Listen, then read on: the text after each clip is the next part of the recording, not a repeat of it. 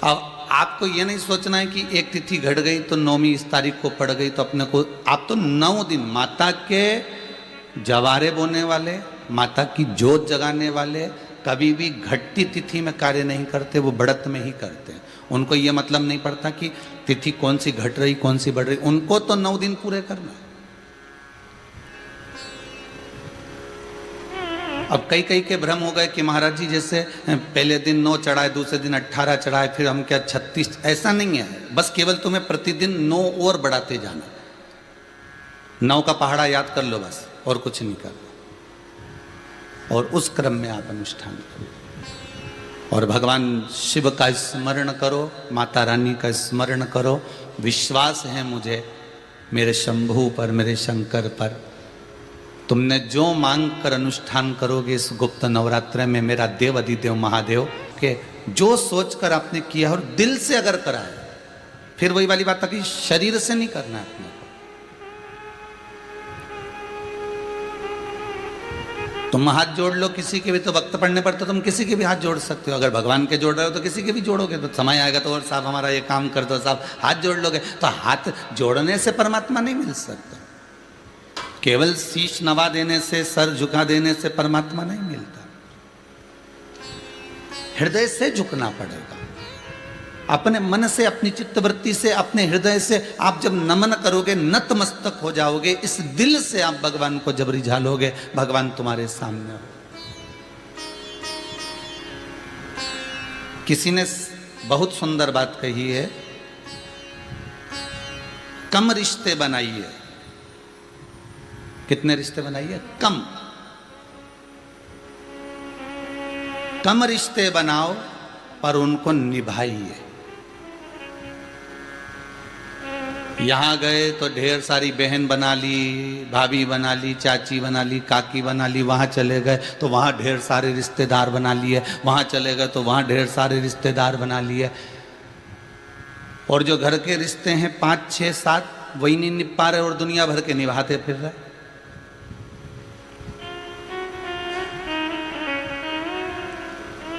रिश्ते कम बनाओ पर उनको निभाओ ज्यादा।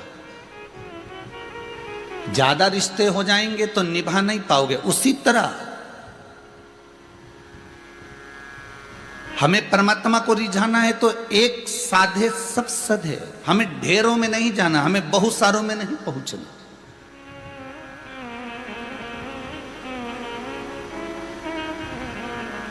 हमें बरसाती मेंढक नहीं बनना कि थोड़े समय के लिए हमने इनको रिझा लिया, थोड़े समय के लिए हमने उनको रिझा लिया, थोड़े समय के लिए हमने इनको रिझा लिया। बरसाती मेंढक करता क्या, पानी चालू हुआ ने टटर करना चालू कर देता है। उसी तरह जैसे ही कहीं का भजन वाला मिल गया तो भजन कर लिया, कहीं कहीं वहाँ चले गए, कहीं वहाँ चले गए, कहीं वहाँ चले गए। जगत में हमको नहीं डुलना। रिश्ते कम बनाओ पर उनको निभाओ ज़्यादा। उसी तरह हमें 10 जगह पर 10 रिश्तेदारी नहीं बनाना कि हमने इधर बहन बना लिया, उधर कुटुंब बना लिया, उधर चाची, उधर भाभी, उधर मामी, ढेर सारे मामा इकट्ठे कर लिए, ढेर सारी मौसी इकट्ठी कर ली, ढेर सारे रिश्तेदार इकट्ठे कर लिए। अब इकट्ठे तो हो गए पर निभा रहे हो क्या तुम उतने?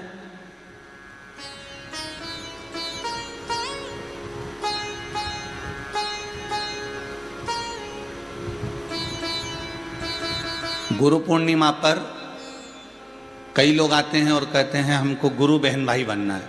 तो हम उनसे पूछते हैं तुम्हारी बहन नहीं है क्या? और के है? तुम्हारा भाई नहीं है क्या? है, सब है। पर हमने किसी के मुख से सुना था कि गुरु बहन भाई बनना चाहिए। अरे शिव महापुराण की कथा कहती है कि अगर गुरु ने मंत्र दिया है, किसी स्त्री को दिया, किसी पुरुष को दिया, किसी बच्चे को दिया, किसी को भी अगर गुरु ने मंत्र दिया तो वो तो आप मंत्र एक साथ नी भी सुनोगे तो भी गुरु बहन भाई कहलाओगे।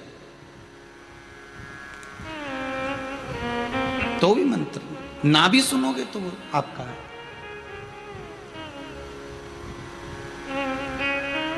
जितना निभ जाए उतना करिए।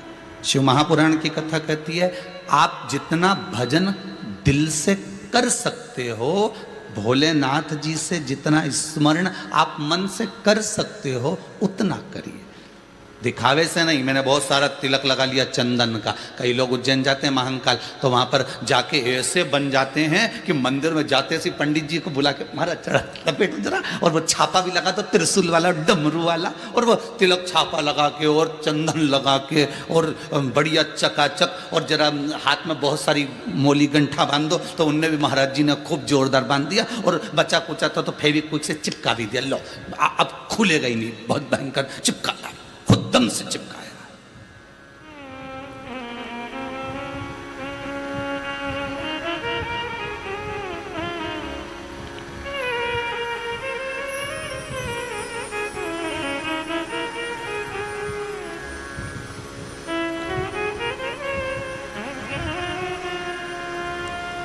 जिस परमात्मा का बंधन हम हाथ में बांधें, जिस परमात्मा का बंधन हम कमर में बांधें, जिस परमात्मा का बंधन हम गले में बांधें, जिस परमात्मा का बंधन हम अपने हृदय स्थल में बांधें, ध्यान रखना, जितने दिन तक आप उस परमात्मा का स्मरण करते रहते हो, जितने दिन तक आप उस परमात्मा से जुड़े रहते हो, जितने दिन तक उस परमात्मा में आपकी चित्त वृत्ति लगी रहती है, बंधन भी उतने दिन तक आपके गले में, हाथ में, कमर में बंधा रहता है। नहीं तो बंधन भी अपने आप खुल खुल कर फेंका जाता है। उसको फेविक्विक से चिपकाने की जरूरत नहीं पड़ती। फेविक्विक से तो तुमने इसलिए चिपकाया कि जगत को दिखाना था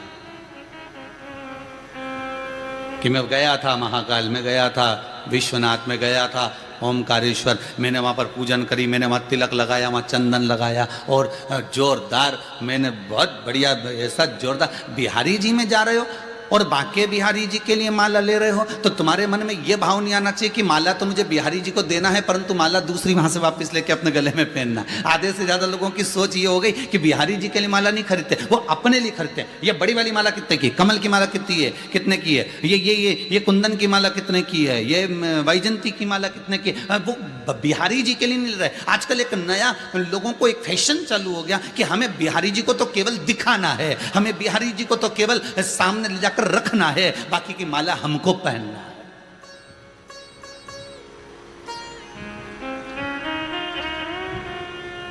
आपका समर्पण वो नहीं रहा।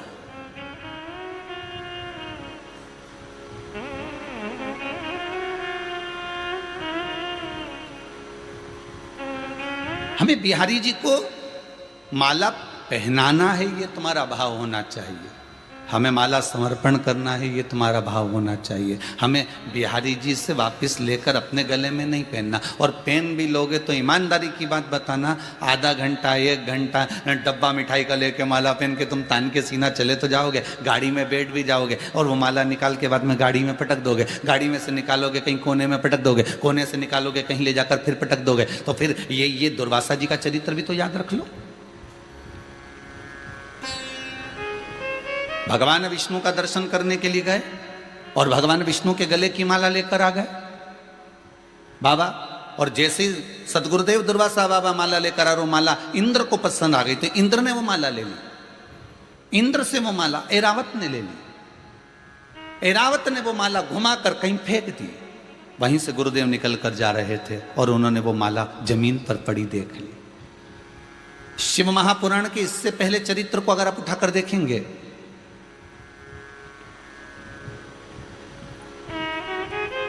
तो उसमें आपको वर्णन किया था कि भगवान की बेलपत्री, भगवान का प्रसाद अगर पलंग पर रखा है तो दोषपूर्ण है।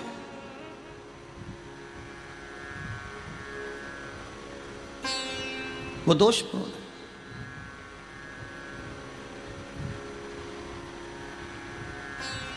अब बाबा ने पूछ लिया, इंद्र मैंने माला आपको दी थी, वो माला कहाँ है? इंद्र कहते मैंने तो ऐरावत को दे दी थी। ऐरावत से पूछा वो कहाँ है? मैंने तो अपनी मस्ती में फेंक दी, पांव के नीचे आ रही है।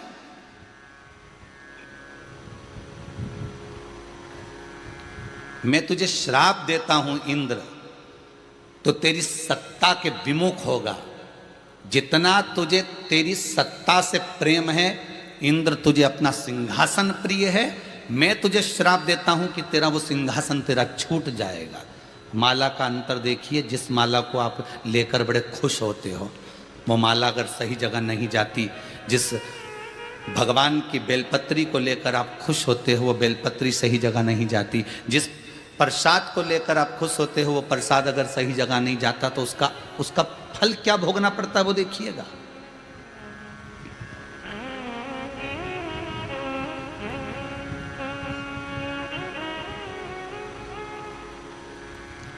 एक कथा आपको सुनाते हैं, वो कथा नहीं है, हमारे जीवन का प्रत्यक्ष उदाहरण है, प्रत्यक्ष उदाहरण।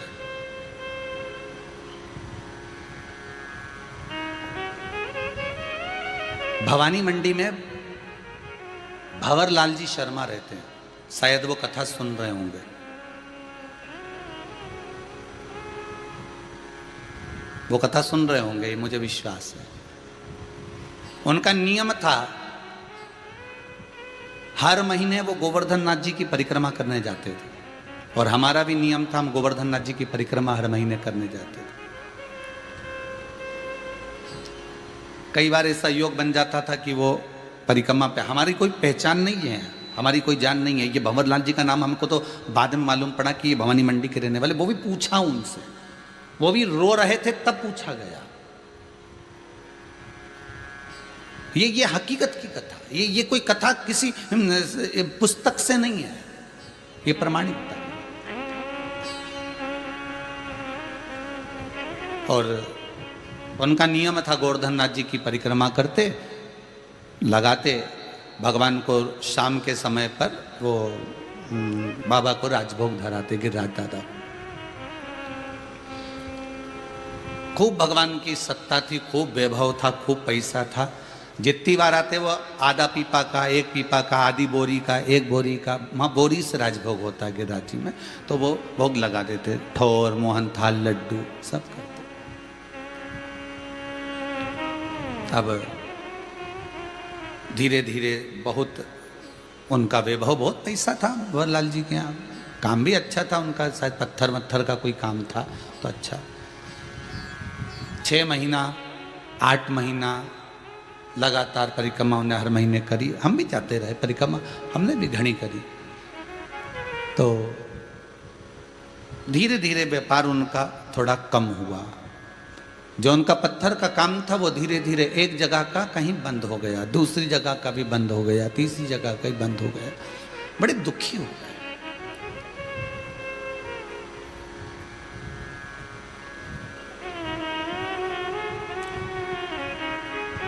पूंछरी के लोटे के पहले मुकुट शिला आती, उस मुकुट शिला पर हम बैठे हुए थे और ये भैया निकल कर जा रहे थे, और आज ये दोनों पति पत्नी की आंख में आंसू भरे हुए थे परिक्रमा करते करते। अब मुख से निकल गया, भैया आप कौन हो, क्यों रो रहे हो? और वो भी गिरिराज दादा की शरण में रो रहे।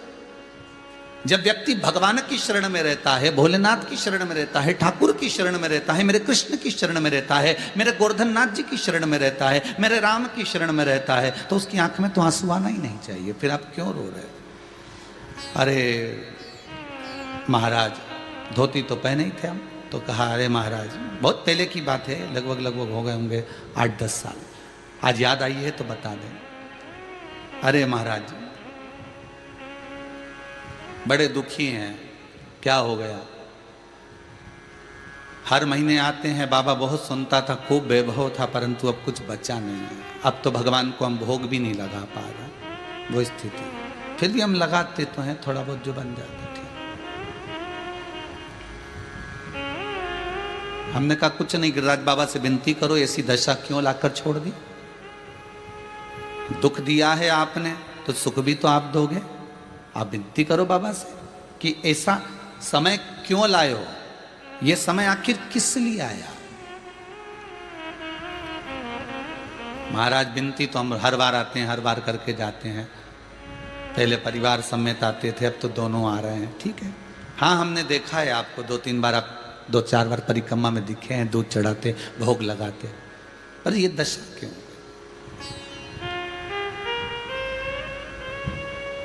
चल दिया हमारे साथ में, हम भी साथ में चलते चलते पूंछरी के लोटे के अंदर वाले रास्ते से निकलते निकलते जतिपुरा पहुंच रहे हैं। तो उनसे बात करी, क्या करते हो आप यहाँ आते हो? तो हम बढ़िया सुबह ट्रेन से उतरते हैं, बढ़िया नहा धो के होटल आदि में, और भगवान की परिक्रमा करते हैं। दूध वगैरह चढ़ाना है, पूजन करना है, अर्चना करना है, अंग वस्त्र वगैरह सब पहना के शाम के समय बाबा का कुंभड़ा कर कर दूसरे दिन हम निकल जाते हैं। अच्छा,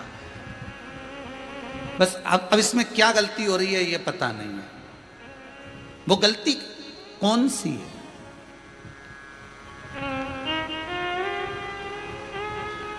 स्कंद पुराण में एक चीज बहुत पहले पड़ी हुई थी, बेलपत्री हो, प्रसाद हो, माला हो, इसका जब अपमान होता है तो व्यक्ति को रोना पड़ता है। ये स्कंद पुराण कहते हैं।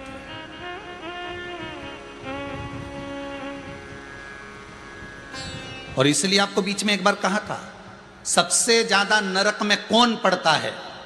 तो शिव महापुराण की कथा कहती है प्रसाद बांटने वाला पड़ता है। तो महाराज जी आप पुराण सुना रहे हो कि क्या कर रहे हो? कई लोगों के मन में प्रश्न खड़ा हो जाता है, आप पुराण सुना रहे हो क्या कर रहे हो? प्रसाद बांटने वाला क्यों नरक में पड़ेगा? भाई, भविष्य पुराण के अंतर्गत लिखा हुआ है, स्कंद पुराण में भी अंतर मिलता है, थोड़ा सा भाव मिलता है कि प्रसाद बांटने वाला नरक में क्यों पड़ता है। उसका कारण केवल एक है। प्रसाद बांटने वाला जब प्रसाद बांटने खड़ा होता है तो प्रसाद शादी में नहीं बंटता, प्रसाद किटी पार्टी में नहीं बंटता, प्रसाद कहीं ढाबे पर या होटल पर नहीं बंटता, प्रसाद धर्म की जगह पर बंटता है। कथा, सत्संग, भजन, कीर्तन, नाम जाप, सुंदरकांड, ये वो पूजन की जहां जगह होगी वहां प्रसाद बंटेगा। धर्म की जगह पर जब प्रसाद बंट रहा है और आप प्रसाद बांटने खड़े हुए हो, आपका वाला आया तो आपने हाथ को इतना फैला लिया, और पराया आया तो हाथ को आपने छोटा कर लिया। अपने वाले को देखकर जो व्यक्ति धर्म की जगह पर खड़े होकर अन्याय कर जाता है, कपट कर जाता है, छल कर जाता है, बेईमानी और प्रपंच कर जाता है, मात्र प्रसाद दूसरे का, और उसमें भी तुम बांटने में छल कर रहे। अपना वाला आया तो तू 2 पेड़ा ले ले, और पराया आया तो तुम आधा ले लो, 1 ले लो। उस व्यक्ति को जिंदगी में रोना पड़ता है, नरक उसको भोगना पड़ता है।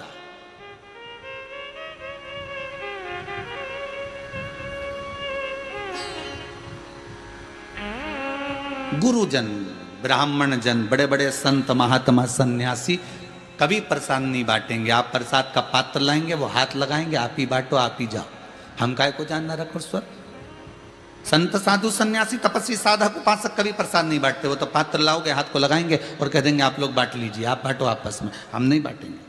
हाँ, कोई फल रखा हुआ है, आखा की आखा तो उठाकर दे देंगे, जितने लोग होंगे उनको ले जाओ, ये केला ले जाओ, ये सेव फल ले जाओ, सबको दे, पर वो प्रसाद बांट। हमारे शास्त्र कहते हैं कहीं ना कहीं इंद्र से माला का अपमान हुआ, इसलिए इंद्र को सत्ता विमुख होना पड़ा।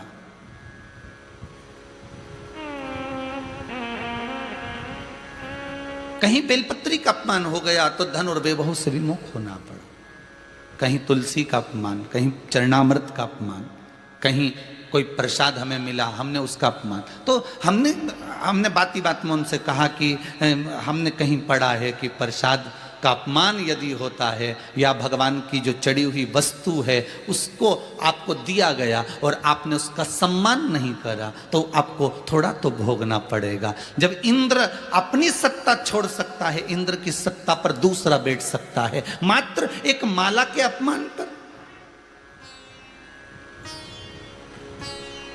मात्र एक माला के अपमान पर इंद्र को अपनी सत्ता छोड़ना पड़ती है। तो क्या अपने को नहीं भोगना पड़ेगा? नहीं गुरुजी, हमने तो भगवान को भोग लगाते हैं और भोग लगाने के बाद हम सारा प्रसाद घर ले जाते हैं, हम तो कोई अपमान करते ही नहीं। ठीक है, आप अपमान नहीं करते प्रसाद का? नहीं।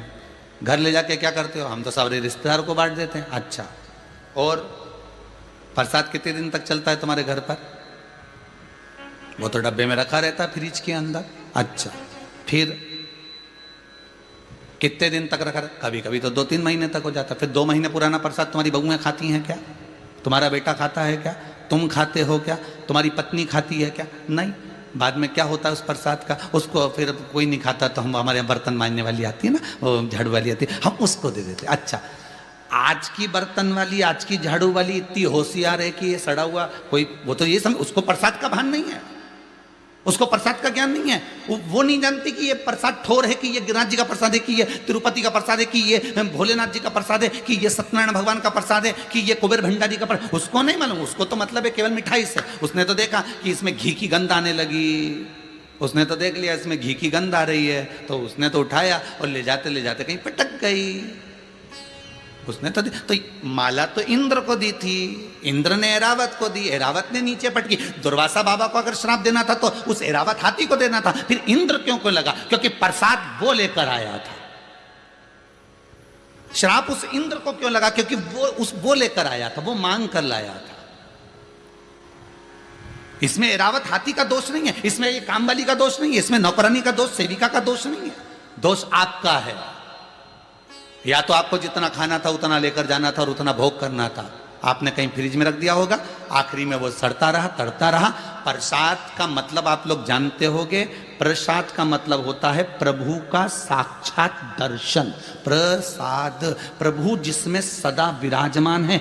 हम प्रसाद क्यों लेकर आते हैं? कि हम जिस तीर्थ का दर्शन करने गए हैं, परमात्मा हमारे साथ थोड़े दिन के लिए हमारे घर में रहे। परमात्मा हमारे साथ थोड़े दिन में घर में रहे। प्रसाद का मतलब ये है।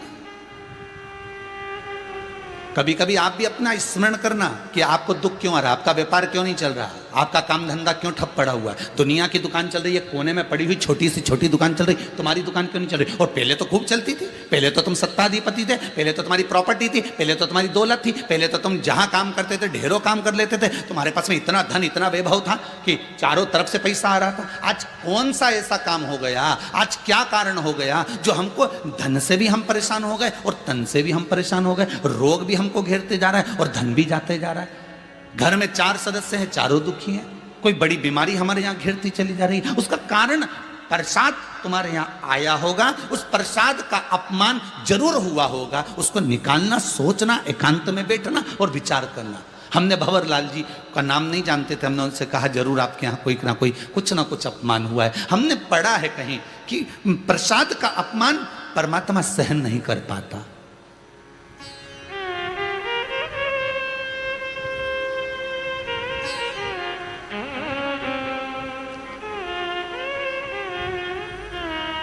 आप मानेंगे नहीं, दूसरी बार जब परिक्रमा में वो आए, उन्होंने आकर वहाँ पूछा कि वो सीहोर वाले शास्त्री जी आते थे, मिश्रा जी आते परिक्रमा करने, आए हैं क्या?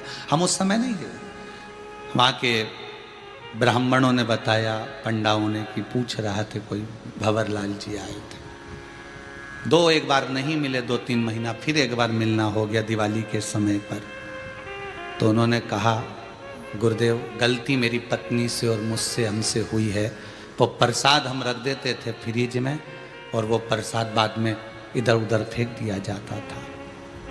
गलती हो गई, उसकी क्षमा क्या है? उसके लिए सॉरी संबोधन क्या है?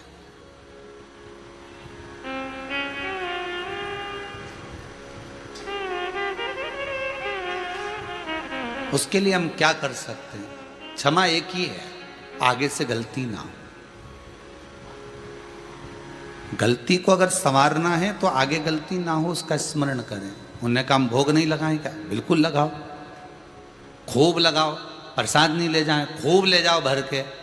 पर जिसको प्रसाद दो तो डब्बे के ऊपर एक स्लिप लगा कर दे देना कि ये प्रसाद तुमको। जैसे मिठाई वाले बंगाली मिठाई देते हैं, मिठाई वाले दूध की मिठाई देते हैं, तो उस पर एक स्लिप लगा देते हैं, इसको 24 घंटे में यूज़ करो, 24 घंटे में निपटा जाओ, नहीं तो ये बेकार हो जाएगी और हमारी दुकान की जवाबदारी नहीं होगी। बोला सही है कि गलत है?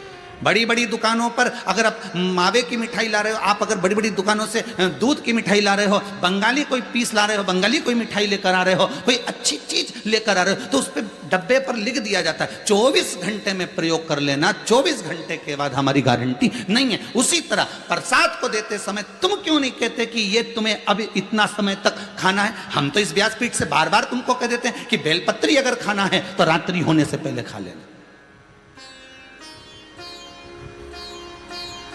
इस व्यासपीठ से जो नियम है वो पूरे पूरे बताए जाते हैं कि बेलपत्री खाना है, आप रात्रि के पहले पहले खा लो। रखना नहीं, बेलपत्री जो औषधि के लिए दें उसको रात को नहीं रखना। और आपने कई बार कथाओं में सुना भी होगा ये बात, हमने बार बार कही है, बारंबार कही। उस प्रसाद के महत्व को जाने। कहीं तो हमसे गलती हो रही है।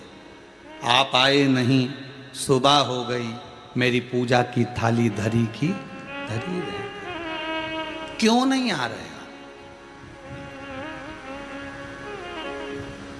क्यों नहीं? तेरी पूजन को भगवान बना मन मंदिर आलीशान। हमने घर में बहुत बड़ा मंदिर बनाया, बहुत बड़ा मंदिर आपने घर के अंदर बनाया, भगवान को बिठाया। अभी भगवान कभी नहीं कहता कि तुम घर में मंदिर बनाओ। कभी आया भगवान कहने के लिए? नहीं। तुम्हारे यहाँ आया हो, जितने आस्था चैनल पे कथा सुन रहे हो ना, और जितने फेसबुक यूट्यूब पर सुन रहे हो, तुम्हारे यहाँ आकर कभी भगवान ने कहा कि मेरे लिए तुम घर में मंदिर बनाओ, बंगला बनाओ तो पहले मेरा मंदिर बनाओ? भगवान ने ये बात कही क्या? नहीं। ये तो हमारे भीतर का भाव है कि अपन ने अच्छा बढ़िया कमरा बनाया है, मकान बनाया है, तो क्यों ना अपन एक भगवान का मंदिर बना ले। छोटा भगवान को तो कहीं ना कहीं तो विराजमान करना पड़ेगा। तो अपन ने लकड़ी का मंदिर लिया, मार्बल का मंदिर लिया, पत्थर का मंदिर लिया, तो अपन ने घर में उसको फिट कर दिया।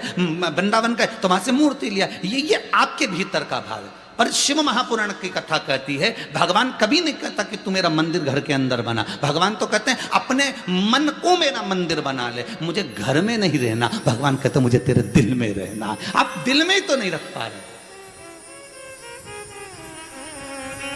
भगवान कभी नहीं कहता कि मुझे तेरे घर के मंदिर में रख। भगवान कहता है तू अपने दिल को मंदिर बना। मन मंदिर आलीशान।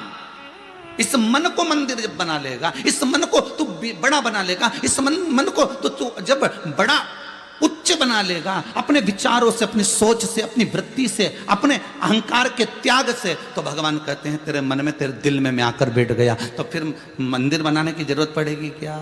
अरे बोलो तो फिर मंदिर की क्या जरूरत है? फिर घर के अंदर मंदिर बनाओगे? नहीं। हृदय में अगर भगवान बैठ गया, संत नामदेव जी, संत तुकाराम जी, रामकृष्ण परमहंस जी, चैतन्य महाप्रभु जी, श्रीमद वल्लभाचार्य जी, और जाओ तो मीराबाई, कर्माबाई, इन सबको बहुत प्रेम से ध्यान लगा कर देखना, इन्होंने कोई मंदिर का निर्माण अपने घर में नहीं किया। इनने तो दिल को मंदिर बना लिया। नामदेव जी ने दिल में पांडुरंगा हरि विठल को बिठा लिया। उन्होंने रामकृष्ण परमहंस ने जगदम्बा को बिठा लिया। चैतन्य महाप्रभु ने स्वयं जगन्नाथ को बिठा लिया। ये तुम्हारे भीतर परमात्मा बैठा हुआ, तुम्हारे भीतर।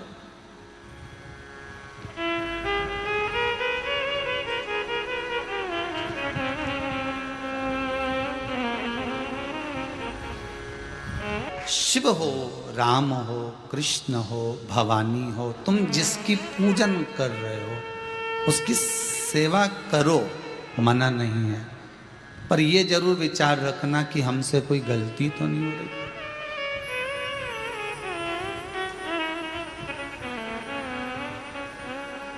तेरी पूजन को भगवान बना मन मंदिर आलीशान। घर में आप मंदिर बनाए ना बनाए या आपके ऊपर है, पर मन को मंदिर जरूर बनाना। भगवान को दिल में बिठा लिया ना, फिर उसको बाहर निकालना मुश्किल हो जाएगा।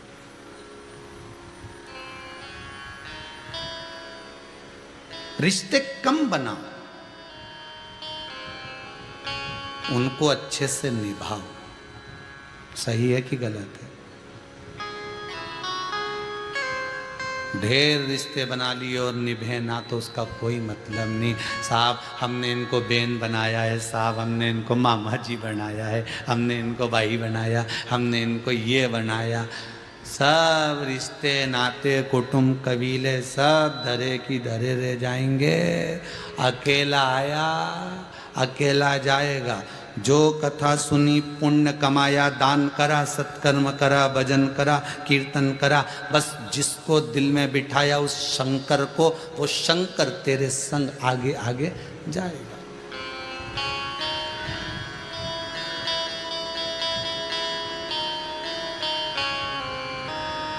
उसके सिवा कौन?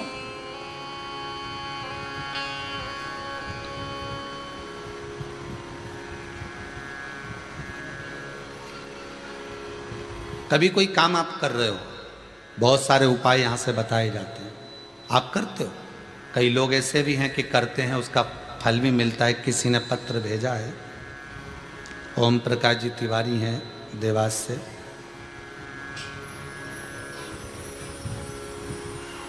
मुख में तकलीफ हो गई थी, जांच कराने पर कैंसर आया था,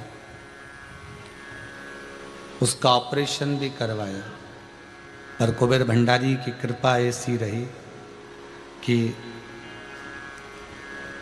बाबा ने स्वस्थ कर दिया। यही बाबा की कृपा है, यही बाबा की कृपा। उसको दिल से मत बिसरा। हम थोड़े दिन भगवान राम की पूजन करते हैं, जब दुख की घड़ी आ जाती है, उनसे विनती करी नहीं हुआ तो हम कृष्ण की ओर बढ़ जाते हैं, कृष्ण से विनती करी उनसे नहीं हुआ, भवानी की ओर बढ़ जाते हैं, भवानी से कहा नहीं हुआ, शिव की ओर बढ़ जाते हैं, शंकर से नहीं हुआ तो कहीं फिर और अन्य धर्म में पहुंच जाते हैं। कई लोगों की आदत है। 10 रिश्ते मत बनाओ, एक रिश्ता शंकर से ऐसा बना लो कि तारेगा भी यही और मारेगा भी यही। अगर दुख इसने दिया है तो काटेगा भी यही।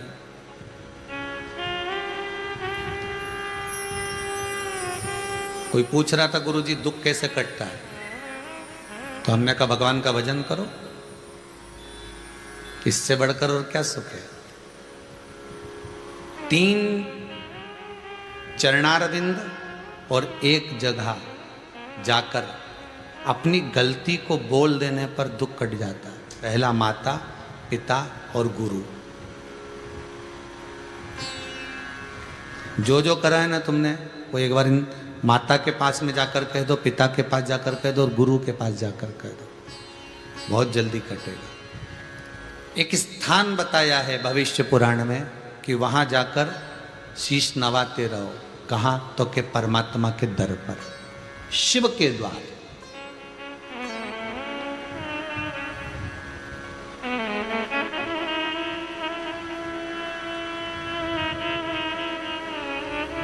तपस्वी तप करते हैं, भगवान के मंदिर तो जाते ही नहीं है। साधु तप करते हैं, भगवान के मंदिर नहीं जाते। सन्यासी तप करते हैं, वो भगवान के मंदिर नहीं जाते। और आप कह रहे हो कि भगवान के मंदिर में जाकर दुख कटेगा। तो हमने कहा तपस्वी को कौन सा दुख है? जब उसने तप करने बैठा है तो दुख कौन सा है? सन्यासी को कौन सा दुख है? सन्यास लेकर बैठा है तो दुख आएगा कहाँ से? साधक को कौन सा दुख है? जब साधना में बैठ गया तो दुख मिठा कर ही बैठा होगा ना। दुख तुझे है तो तुझे उसके दरवाजे पर जाना पड़ेगा। और अगर भगवान के मंदिर पर नहीं गए, भगवान के द्वार नहीं गए, तो क्या दुख नहीं कटेगा? बिल्कुल नहीं कटेगा। सतयुग होता तो कट जाता, तेरे घर पे ही दुख कट जाता। त्रेता होता तो भी तेरे घर पर दुख कट जाता। द्वापर होता तो भी तेरे घर पे दुख कट जाता। पर कलयुग है, कलयुग में दुख तो भगवान के दरवाजे पर जाने पर ही कटेगा। पहले के लोग, अब सत्ययुग में निकालो जरा पुराना समय और आज का समय, और सरल भाषा में समझ लो अच्छे से। पहले के जमाने में नाई की दुकान पे लोग कटिंग कराने नहीं जाते थे। बोलो जाते थे? जितने लोग टीवी पर कथा सुन रहे हो, जितने मोबाइल पर सुन रहे हो, बोलो ईमानदारी से, कोई नाई की दुकान होती थी पहले के समय में? कोई नाई की दुकान नहीं होती थी। नाई खुद आता था, तुम्हारे यहाँ के बाल काट के जाता था। काटता था कि नहीं काटता था? आओ साहब बेटे ने कपड़ा वपड़ा लगा ही दिया ऐसा, और यहाँ से डोरी मोरी बांध के और काट कुटा के और चले गए। कपड़ा पिनाता कि नहीं पिनाता? अरे बोलो तो सही, पिनाए नहीं, ऐसी डोरी का कपड़ा पिना दे और बिठा दे ऐसा ने बढ़िया। और जो बच्चे छोटे छोटे रहते थे उनको एक पटिया लगा के बिठा देता है। पहले पहले नाई जो था ना, वो इसकी दुकान नहीं होती थी, नाई की कोई दुकान नहीं होती थी। पहले नाई घर घर जाता था, कपड़ा बांधता ने काट देता, बस। सतयुग में कोई दुकान थी क्या नाई की? बोलते जाओ जम के, नहीं। त्रेता में नहीं, द्वापर में नहीं, कलयुग में अब है। तो अब क्या हो रहा है कि नाई की दुकान पे जाना पड़ेगा, बाल कटवाना पड़ेगा, बस अंतर इतना है। सतयुग में भगवान दुख बैठे बैठे तुम्हारे घर पर आकर काट देता था, त्रेता में भगवान तुम्हारा दुख तुम्हारे घर पर आकर काट देता था, द्वापर में भगवान दुख तुम्हारे घर पर आकर काट देता था। पर कलयुग में तो तुम्हें नाई की दुकान जाना पड़ेगा, कपड़ा बंधवाना पड़ेगा, तब वो काटेगा। उसी तरह कलयुग में तुम्हें भगवान के दरवाजे पर जाना पड़ेगा, भक्ति का चीर बांधना पड़ेगा, तो वो दुख काट देगा। ये पक्का, ये पक्का। तैयार बैठा है काटने के लिए, बिल्कुल तैयार। ने तुम तो आओ साहब ने नंबर लगाओ ने 5-10 मिनट बैठो ने तो काट देगा। और वो तो बात बात में कह भी दे, इसके उड़ा दूं कहीं, वो तो बात बात में बोल दे, बोलो तो इसके उड़ा दूं। और फिर जब बाल काटने के बाद कैसा भी ईके बना दूं क्या, तो क्या हाँ बना दूं, अब मर्जी तुम्हारी।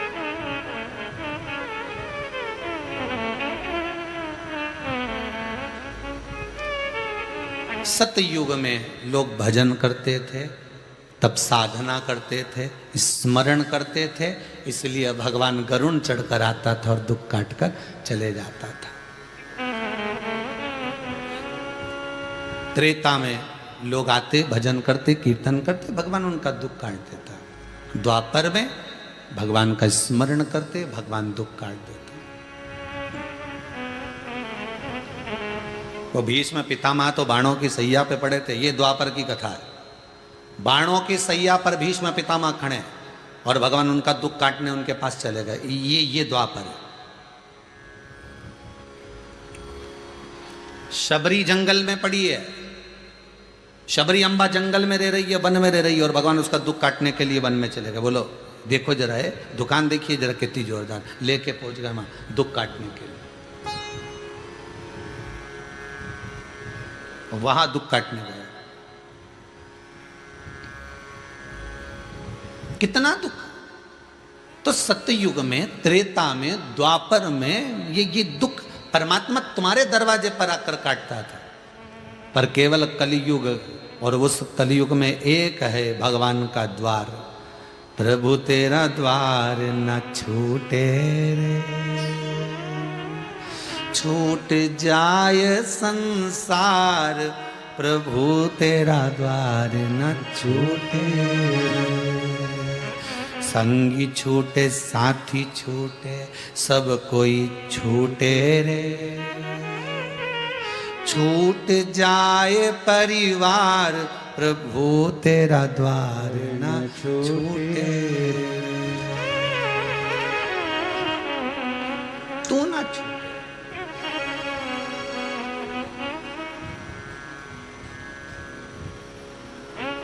उस परमात्मा ने उसके दरवाजे पर तुम्हें बुलाया है, दुख दिया मतलब तुम्हारे पास में का पत्र आया है, भगवान ने याद किया है, चलो उसके द्वार चलो। दरबार में भोले बाबा के दुख दर्द मिटाए जाते, दुनिया के सताए लोग यहाँ सीने से लगाए जाते। यहाँ आकर एक बार अगर दिल से तुम शंभू के सामने, शंकर के सामने बोल, राम भगवान की मूर्ति का तुम स्पर्श नहीं कर सकते मंदिर में, कृष्ण भगवान की मूर्ति का तुम स्पर्श नहीं कर सकते मंदिर में, पर शंकर एक ऐसे अवगणी हैं, शिव एक ऐसे हैं जो पुरातन में भी थे, आज भी हैं, और कोई मूर्ति पहले नहीं थी, केवल एक शंकर थे। शंकर का शिवलिंग था, उस शिवलिंग का स्पर्श आज भी आप कर सकते हो, उसका मात्र स्पर्श कर कर उसको गले लगाकर आज भी तुम रो सकते हो, उसका स्पर्श कर कर उसको गले लगाकर। जब नरसिंह मेहता रोया था तब भगवान उसको जीते जी गौलोक धाम तक ले गए थे, शंकर लेकर गए थे।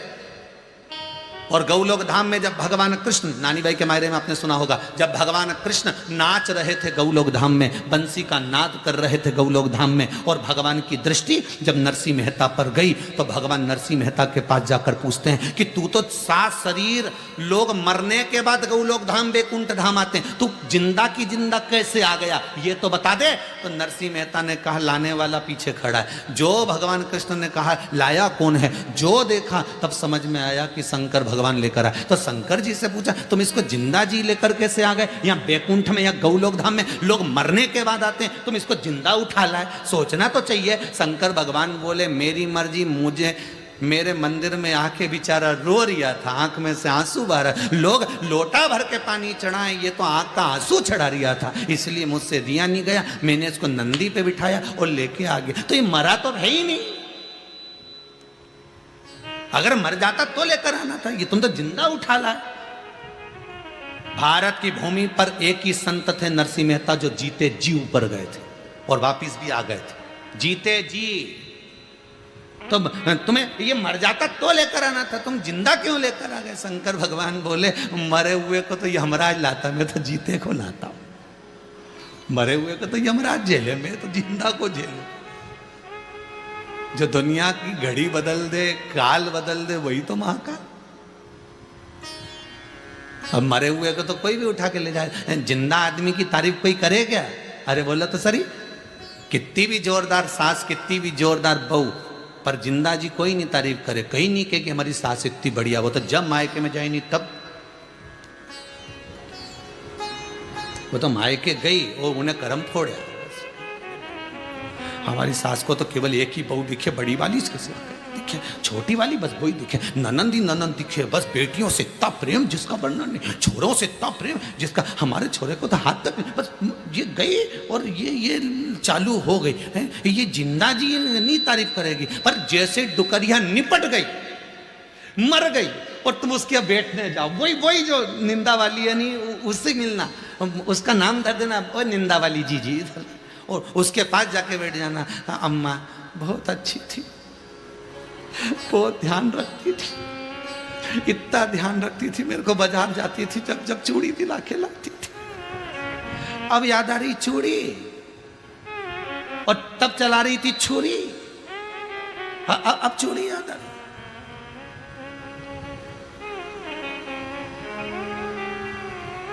शंकर जी बोले मरने के बाद तो लोग उठा के ले जाते हैं, तारीफ करते करते जाते हैं। बहुत अच्छा व्यक्ति था, बेचारा चले गए, बहुत जल्दी चले गए साहब, थोड़ा रुकना था, वो थोड़ा रुकना था। तो कह देता यमराज से फोन लगा के कि हमें उठा ले जा, इसकी जगह रुकना था तो यमराज से बात करनी है, यहाँ ये इनसे कहीं करे बात नहीं, इनसे बात करने से फायदा कौन सा, कि साहब थोड़ा रुकना था, है ठीक है।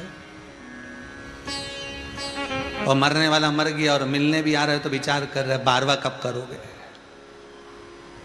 अच्छा, अभी लॉकडाउन चल रहा है, छोटे रूप में ही करना हो, और मन में आ रही है हमको मत भूल जाना हो। और क्या क्या बनाओगे साहब, खोपरा पाक, गुलाब जामुन, नहीं अम्मा जी के रबड़ी बड़ी जोरदार लगती थी, कचौड़ी, रबड़ी, दही, हाँ वो तो हमने लिख लिया, अम्मा को जो जो प्रिय लगते थे वो तो हम सब खिला। और ऐसा यमराज कह दे कि अम्मा को जो जो प्रिय लगते थे, जैसे तुम क्यों नहीं अम्मा को दही बड़ा प्रिय लगता था तो तुमने बनाया, ऐसे यमराज कह दे अम्मा को जो जो प्रिय थे उठा लाओ।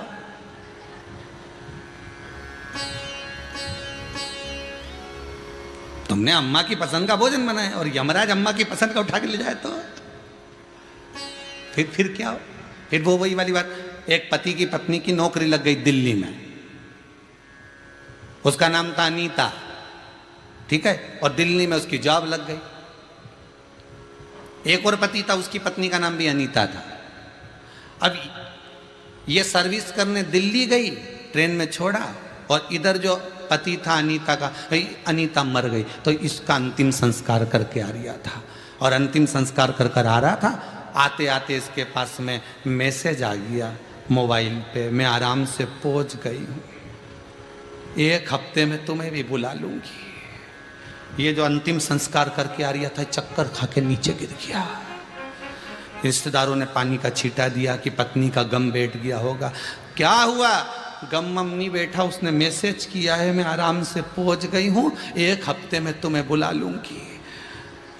मोहल्ले के लोगों ने कहा मरा हुआ व्यक्ति कैसे मैसेज करेगा, गलत मैसेज आ गया होगा। और हुआ वही, मैसेज करा था वो दिल्ली वाली ने अपने पति को, अनीता ने, कि मैं आराम से पहुंच गई हूँ, 1 हफ्ते में तुम्हें बुला लूंगी। मैसेज जाना था अनीता के वो पति के पास, पहुंच गया अनीता के ये पति के पास। बुद्धि के लिए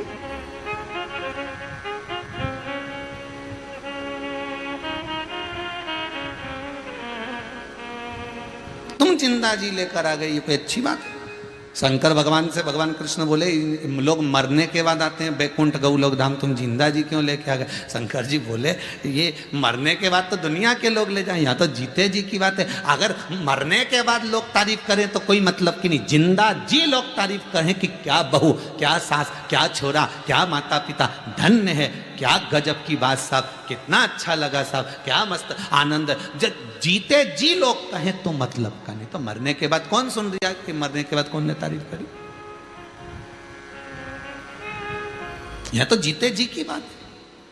शंकर भगवान बोले मरने के बाद तो यमराज लाता, हम तो जिंदा जी लाए।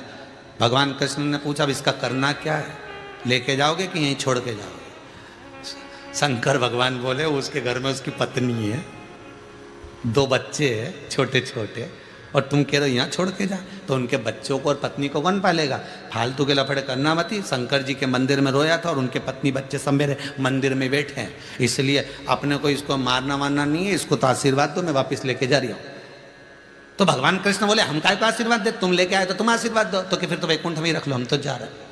भगवान कृष्ण बोले रुको रुको रुको रुको रुको, नरसिंह मेहता को क्या देना हम समझते हैं। नरसिंह मांग तुझे क्या चाहिए? नरसिंह जी बोले कुछ नहीं, बस भक्ति दे दीजिए। भगवान ने कहा वर देता हूं, तू राग केदार गाएगा, तेरा सांवरिया दौड़ के आएगा।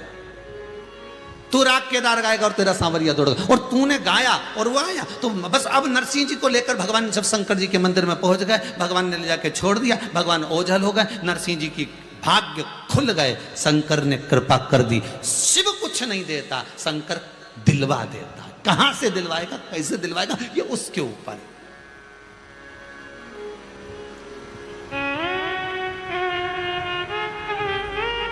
जब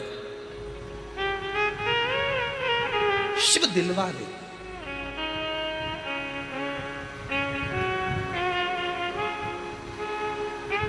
भूमि पूजन करने के लिए जब नेता और मंत्री आते हैं ना तुम्हारे मोहल्ले में, पंडित जी को दक्षिणा नेताजी देते हैं? अरे बोलो तो जम के नहीं, दूसरे से दिलवा देते हैं। देव ने जरा 500 रुपया दो, पंडित जी के देना है। तिलक हुआ मंत्री जी का, नेताजी का, और 500 रुपये कौन दे रहा? बेचारा पास में जो खड़ा, कहीं का छोटा मोटा बेचारा, उसने निकाल के लो साहब, क्योंकि उसको तो शान दिखाना, क्योंकि इनसे जुड़े रहना, तो उसने 500 रुपये दिए, लो साहब दे दो। उसी तरह शंकर दिलवार, शंकर भगवान कृष्ण से कहते तुम दो हम तुम्हारी भक्ति करते, राम जी तुम दो हम तुम्हारी भक्ति करते, दो। शिव का भजन करोगे तो राम और कृष्ण प्रसन्न होंगे, और राम और कृष्ण का भजन करोगे तो शिव प्रसन्न होंगे। यह नियम ही दूसरा है, नियम ही दूसरा। कभी कभी लाइट गड़बड़ करे तो समझ लेना अर्थिंग गड़बड़ हो रही है।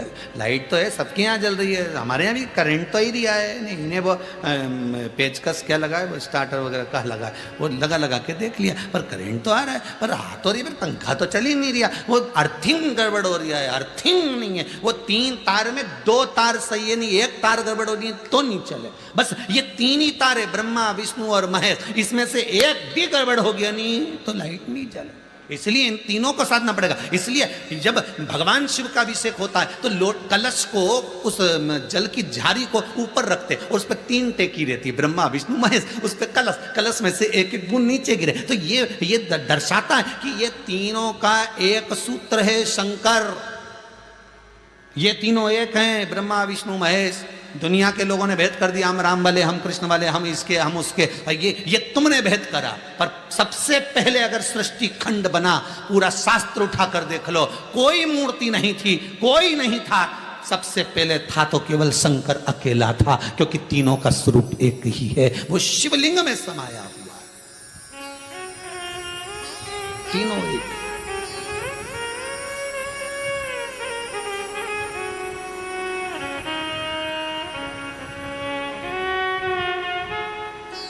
बनाओ संबंध एक, बनाओ रिश्ता एक, और वो रिश्ता मेरे परमात्मा से होना चाहिए।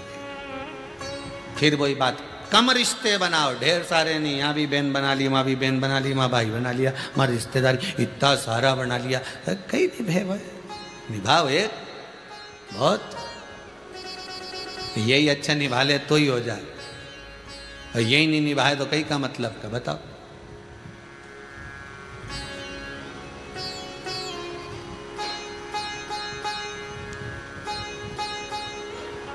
यही नहीं निभे तो क्या मतलब का फिर जीवन। भाई भाई का रिश्ता काहे के लिए होता है, जम के बोलिए। जितने लोग आस्था टीवी चैनल पर कथा सुन रहे हैं, हृदय पर हाथ रखकर बोलना कि भाई भाई का रिश्ता क्यों होता है, किस लिए भगवान ने भाई बनाया, क्यों कहते हैं ये मेरा सगा भाई है। भाई भाई का रिश्ता किस लिए दिया परमात्मा ने, देता ही नहीं परमात्मा।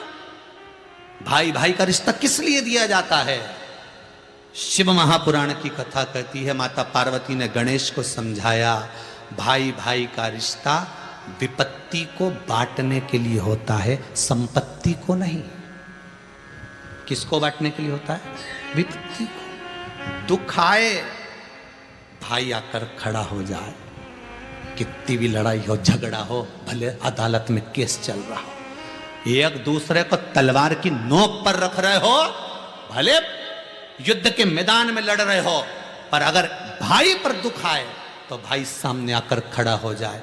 माता के गर्भ से 2, 3, 4 बेटे इसलिए जन्म लेते हैं कि ये विपत्ति को बांटेंगे। संपत्ति तो बाद में बटना ही है,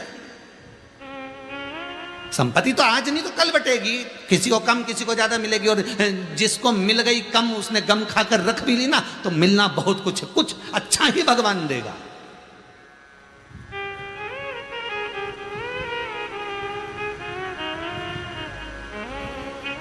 माता पार्वती ने श्री गणेश जी महाराज जी से कहा, तेरा भाई है कार्तिक है।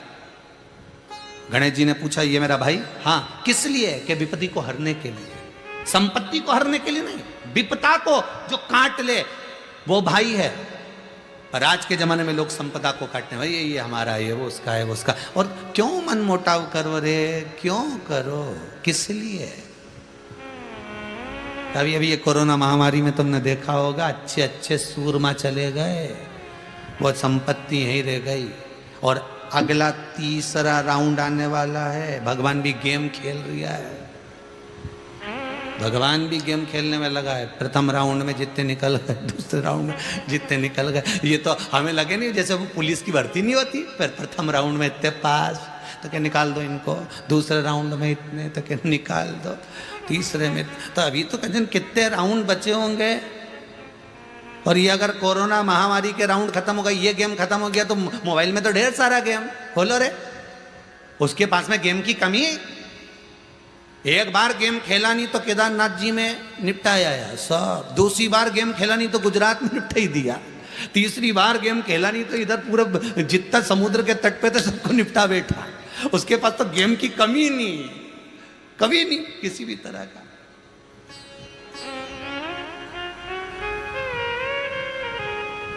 और कब कौन सा गेम खेल जाए, अभी अभी ये नया गेम खेल रही है कोरोना महामारी का। प्रथम राउंड पूरा हो गया, दूसरा राउंड पूरा हो गया, तीसरे राउंड की तैयारी है। सारे देवता आपस में विचार कर रहे कौन जीता। अब इतने में भगवान बोले अभी जीता नहीं, तीसरा राउंड तो जीतने, तो कितने निपटते देखा जाएगा। अपन सब गोटियां हैं, भगवान से प्रार्थना करना, दादा अच्छी जगह चलना, अच्छी जगह चल दी चाल तो फिर तो बच गए। बस वही बात है, अच्छी जगह सत्संग में चले गए तो बच गए। और जितने शंकर के भगत है, जितने जिन्होंने रुद्राक्ष महोत्सव का आनंद लिया, एक एक रुद्राक्ष जिनके घर में पहुंचा, उसके घर में एक नहीं मरा, शिव ने बचा लिया। शंकर, आई विपदा, दुख आया, तकलीफ आई, कष्ट आया, रोग आया, कोरोना महामारी भी आई, पर बाबा ने बचा कर निकाल लिया। अच्छी चाल में चले गए थे। और आपसे निवेदन है, अभी भी जितने लोग कथा सुन रहे हो, घबराना नहीं, शंकर की कथा सुन रहे हो, तीसरा राउंड भी अपन देख लेंगे, निपट लेंगे। अपन तो शंकर जी के हाथ की गोटियां हैं, किसी के हाथ से सामने वाली पार्टी कितने ही गेम खेलने पर या तो शिव के हाथ में, शंकर के हाथ में, और वो मृत्यु लोक में रहता है। तुमने पकड़ा किसको है? मृत्यु लोक के देव को। फिर निवेदन है बहुओं से, पड़ोसन को कितनी भी चाय पिला लो, पड़ोसन से कितना ही अचार डलवा लो, पड़ोसन को कितना ही पापड़ खिला लो, पड़ोसन कभी तुम्हें चाबी नहीं देगी, अपनी जायदाद का हिस्सा नहीं देगी। हाँ, तुम्हारे यहाँ की पड़ोसन अच्छी हो तो बात दूसरी है, पर हमारे सीहोर की पड़ोसन तो नहीं कह सके दादा। नहीं, तुम जितना लोग जहां जहां कथा सुन रहे हैं, नहीं ये ऑस्ट्रेलिया वाले, सिडनी वाले, तुम्हारे यहाँ भी पड़ोसन अच्छी हो तो हमको मालूम नहीं, बांगड़ जी हमको नहीं मालूम, और तुम्हारे बीआई जी यहाँ आए, इनके यहाँ की पड़ोसन अच्छी हो तो हमको नहीं मालूम कि पड़ोसन को कितनी भी चाय पिला लो, पड़ोसन को कितना भी तुम अचार डाल दो, पड़ोसन को कितना भी तुम पांव पड़ लो, पड़ोसन को कितना भी तुम धोख लगा लो, क्या पड़ोसन तुम्हें जायदाद का हिस्सा देगी? क्या पड़ोसन तुमको चाबी देगी? नहीं।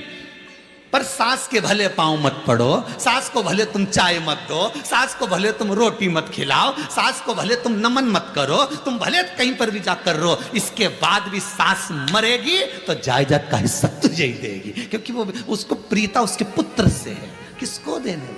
उसी तरह शंकर, उसी तरह मेरा मृत्यु लोक का देव अधिदेव महादेव है। तुम चाहे किसी को भी भज लो, पर आखिरी में पाला तो शंकर से ही पड़ना है। किसी ने शंकर जी से पूछा, तुम्हारे यहाँ तो कोई नहीं आता? शंकर जी बोले, हम शमशान में रहते हैं, जब व्यक्ति एक बार आ जाता है तो दूसरी बार जाता भी नहीं। जब एक बार अगर आ गया तो जाएगा कहां से? पहले पार्वती जी को भी बड़ा मन दुखता था, अपने तो कोई आता ही नहीं, अपने तो कोई आता ही नहीं। शंकर भगवान बोले, चिंता मत कर, आएगा तो ऐसा आएगा, फिर जाएगा ही नहीं। और नहीं आया तो शंकर भगवान बोले, वो भी चिंता मत कर, बांध के लिए आएंगे। और वही हुआ, बांध के ला रहे, ले चलो। क्या चिंता वृत्ति?